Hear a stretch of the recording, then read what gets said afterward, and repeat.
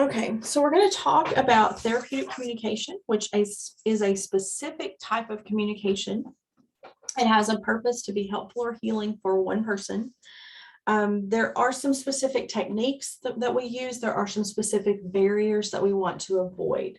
The most important thing is to remember boundaries with therapeutic communication. When you're communicating with friends, with family members, we tend to give advice, tell people what to do, make value judgments. Some of those things may be appropriate in a social context. Some of them indicate that we don't have good boundaries, but none of them are appropriate in a therapeutic communication context. Therapeutic communication has a specific purpose. We're either trying to find out more about that person's health status, we're trying to help them to cope with or deal with health issues. There's some specific purpose for that, and the relationship exists for that purpose. So some of the techniques that we might use are to use general leads to encourage them. So we might say, tell me more about that, or go on. We might use silence and just wait if they pause and they're not saying much. Open-ended questions encourage more information. Closed-ended questions are best used to clarify. So open-ended questions, can you tell me more about the pain you've been having? Closed-ended question is, what's your pain level? Okay, point to exactly where it hurts. A closed-ended question has a definite answer. It may not be yes, no, but it's a definite answer, and that's the end. An open-ended question allows for more description. Share observations. And this is one that I've talked about already that I used with the patient who was grimacing and appeared to be in pain, but said she wasn't in pain. Sharing observations is not giving advice. It's not challenging what the patient says. It's just sharing, this is what I see. Okay, I see that you are grimacing and you're holding your breath and you're holding onto your belly when you try to turn over. You told me that you're not in pain, but those things look like pain signals to me. And so sharing that observation in a neutral and non-accusatory way can encourage the patient to open up a little bit about that discrepancy. Restating what the patient said to you, it sounds very annoying, but it actually can be helpful in making sure you understood clearly. Clarifying, if you don't understand fully, then clarifying. Can you explain what you meant by this? Or can you explain, this is what I think I understood, am I correct?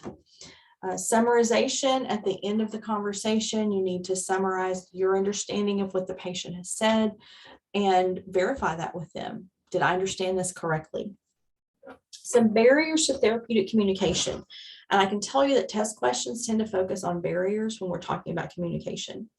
For one, when you're taking test questions over communication, it is almost never going to be the thing that, oh yeah, this is what I would say to my sister or my mom or my spouse, because those are different kind of relationship.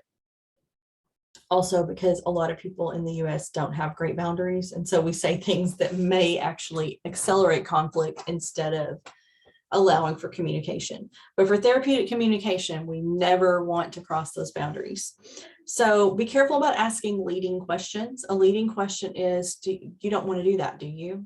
Or you want to go home today, don't you? That's a leading question. That's telling them the answer that we want.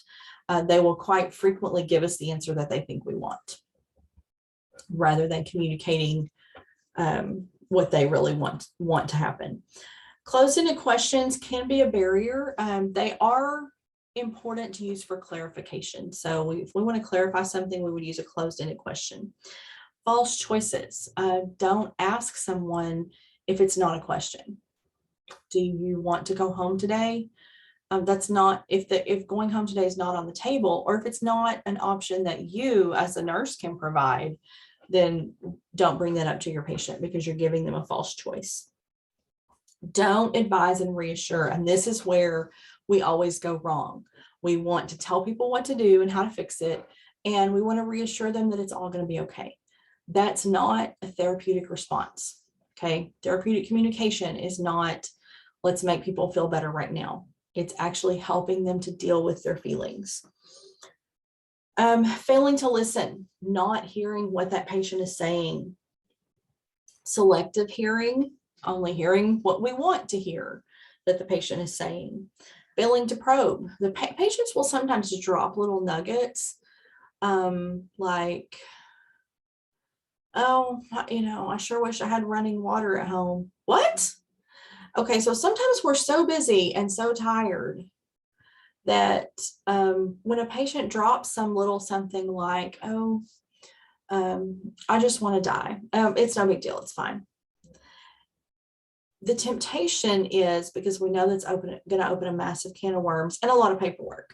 The temptation is to just pretend we didn't hear that. But failing to probe is a barrier to therapeutic communication. Rejection, when a patient states their feelings or their thoughts and we tell them, no, you're wrong to feel that way, in particular, is really unhelpful.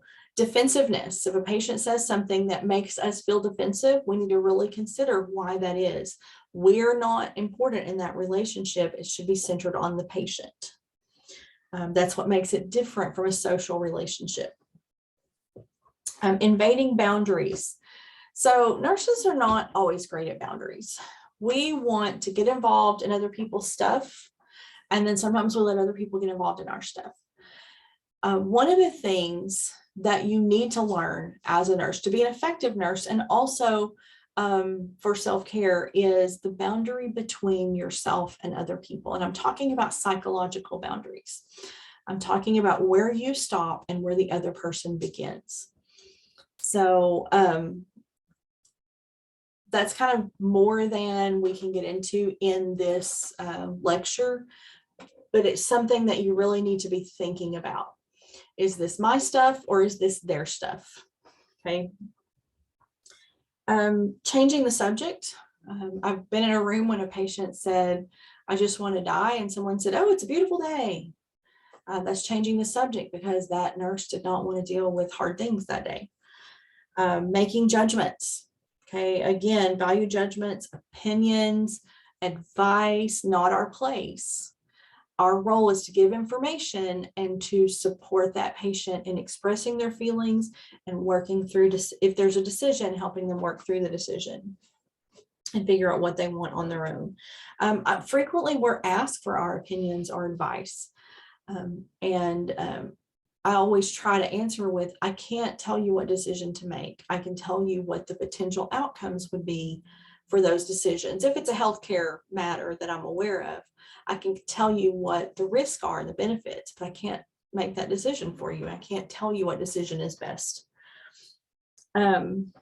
Obviously, we shouldn't be intimidating. We shouldn't be using personal criticism, profanity, or other crude language with patients. A false inference is when we come to a conclusion before we have all the information. So we hear the first three things they say and we're like, oh, yep, know what this is, gonna shut it down, and we just check out while they keep talking. We're gonna miss things.